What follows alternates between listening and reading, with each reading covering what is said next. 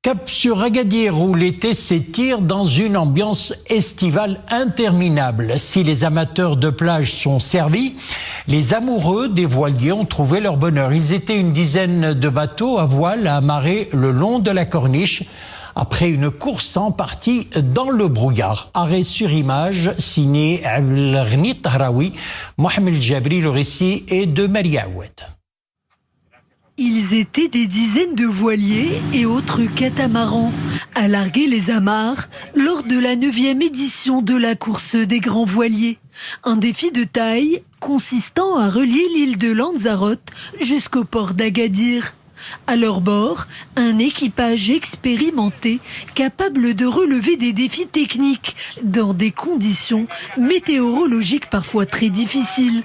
Mais au-delà du côté sportif, la régate favorise les échanges culturels et la coopération entre les régions.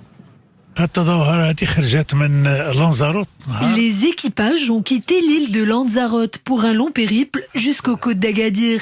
Ce n'était pas de tout repos car il y avait beaucoup de brume et de brouillard et la mer était très agitée.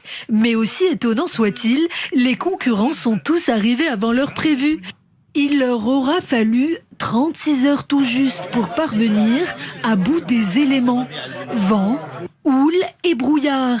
Et un sang-froid à toute épreuve pour remporter cette course des extrêmes. C'était une expédition très difficile en raison notamment des conditions météorologiques et du manque de visibilité.